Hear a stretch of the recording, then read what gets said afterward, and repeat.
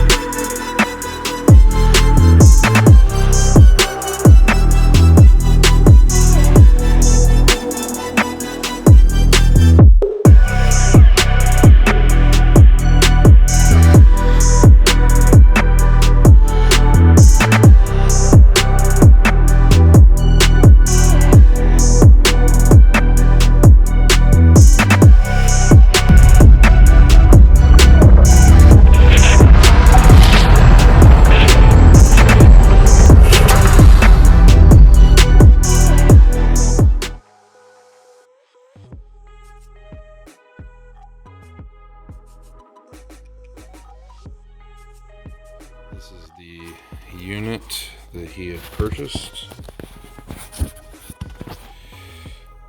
So this is pretty much what it looks like.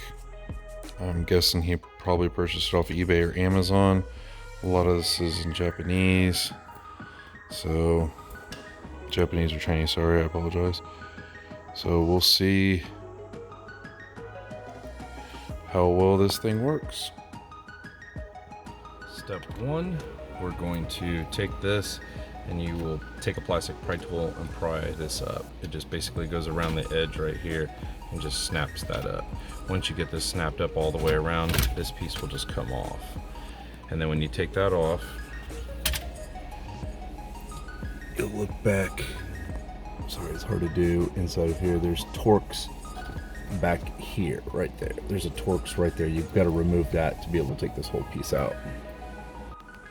And there is the T20 right there, so that way you guys can kind of see better with the video because it's kind of hard with the windshield, but that's where the Torx is at. You have to remove that to be able to take this piece out. Now that we've removed this T20 back here, you'll want to pull this out, and that's how this comes out. Now that that is removed, you're going to have T20 and T20. We need to remove those two T20s so that we can take this piece off. Now that we've removed those two T20s on the back side, this whole piece will basically come out, and then you're going to want to unplug the hazard switch right here. So there's a plug on the back side of it. You'll want to unplug that to get this completely out. If you don't want to unplug those, I just set mine up on the top, make it a little bit easier so I don't have to remove everything. But there's a T20 here and a T20 over here. We need to remove those so that way we can take off this bezel piece here.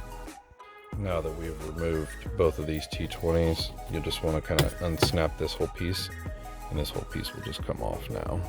We'll set that over here, and then that gives us access to all of these T20s, basically two on each side, so that we can pull the radio out. Now that we've removed both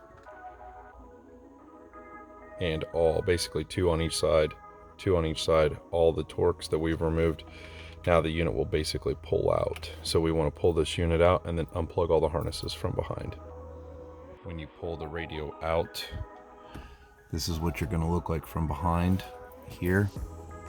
And the way that this works is you push in on this little clip over here and it will pull this whole thing up.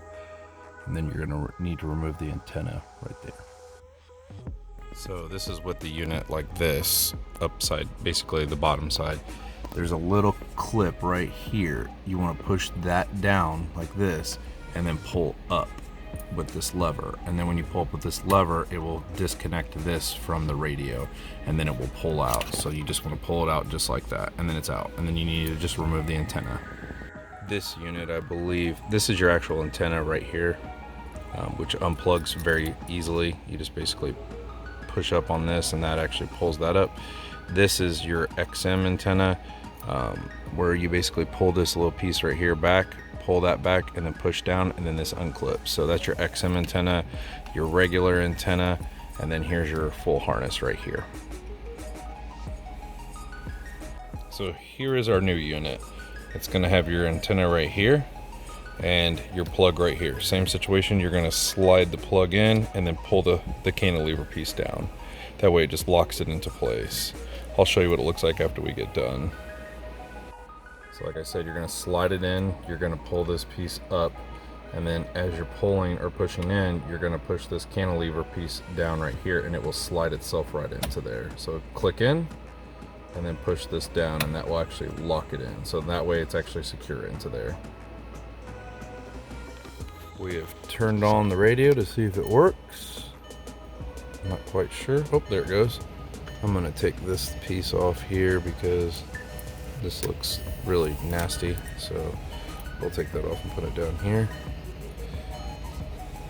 I'm guessing it's some kind of protectant thing for it, but so let's see if we get any kind of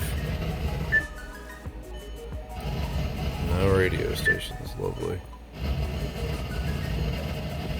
Okay, this isn't good.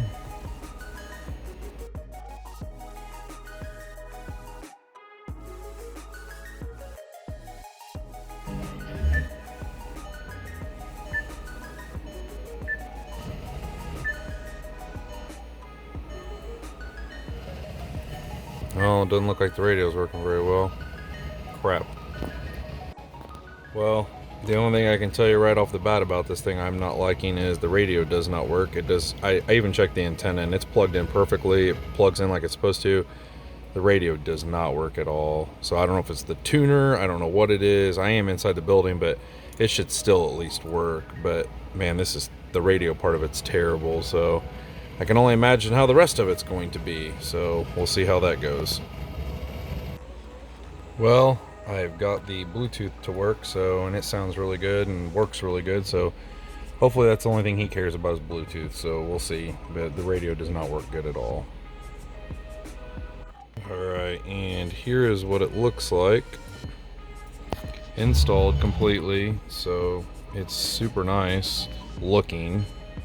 As far as quality, I don't know. As far as longevity, I'm not going to be sure, but as far as the quality of the screen looks nice. Like I said, the radio does not work, does not pick up hardly any reception, but other than that, it looks really, really nice. I mean, it definitely is a really good unit by far for inexpensive.